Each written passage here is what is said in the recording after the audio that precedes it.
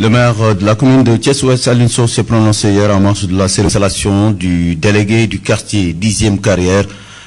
Samba Diallo, le maire revient sur les missions du délégué de quartier. Une bonne représentation des institutions au niveau des quartiers, étant donné que même au niveau de l'État central, les compétences ont été certaines déconcentrées et d'autres décentralisées. C'est uniquement pour dire que le président de la République, les maires ou quelles que soient les responsabilités que vous occupez, vous ne pouvez pas être là. Les textes ont bien prévu des représentations au niveau des communes, c'est-à-dire nous qui sommes représentants du chef de l'État au niveau des communes, et les préfets aussi, tous avons presque les mêmes rôles. Peut-être c'est les compétences qui diffèrent un peu, qui ne sont pas certainement les mêmes. Ce sont ces mêmes attentes que nous avons de ces délégués de quartier. Vous savez, depuis 2000, certains quartiers souffrent de représentation au niveau des instances, on peut ainsi le dire. Certains quartiers aussi étaient assurés par des intérims. Quand je suis venu, j'ai trouvé sur les 18 quartiers officiels qu'il y avait 12 qui souffraient de représentation. Et j'avais jugé nécessaire rapidement d'installer ces délégués de quartier. En quoi faisant? En mettant une commission chargée des structures de base qui a abattu un travail extraordinaire.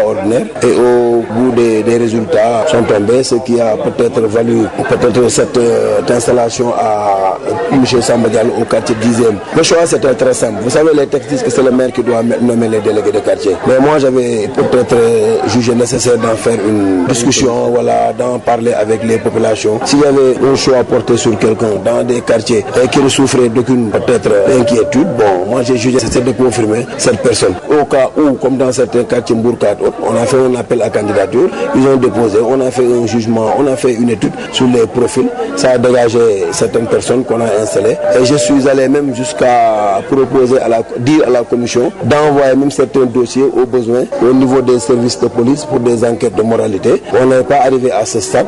Les 12 délégués de quartier que j'ai eu à nommer ne souffraient vraiment d'aucune critique. Il nous reste tout simplement le quartier Grand Thiès où il y a beaucoup de problèmes et prochainement une décision prise. Vous êtes quartier, quand vous dites que vous voulez faire du quartier 10e la vitrine de votre commune, qu'est-ce que vous voulez dire?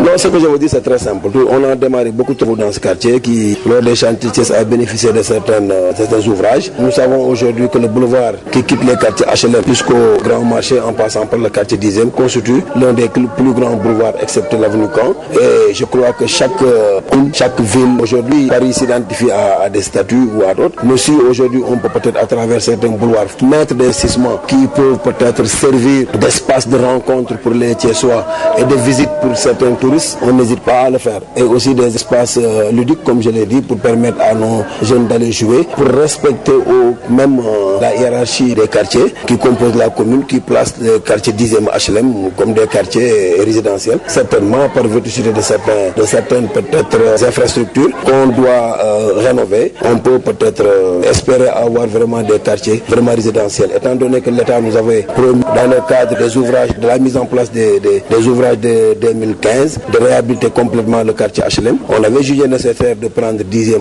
en main en termes d'éclairage, en termes d'infrastructure et attendre. Si l'État ne réagit pas d'ici 2016, on va relancer les lettres. Si tel n'est pas fait, au courant du mandat, on va s'attaquer au quartier HLM en attendant on s'en tient au quartier 10e par les moyens qui sont tellement maigres.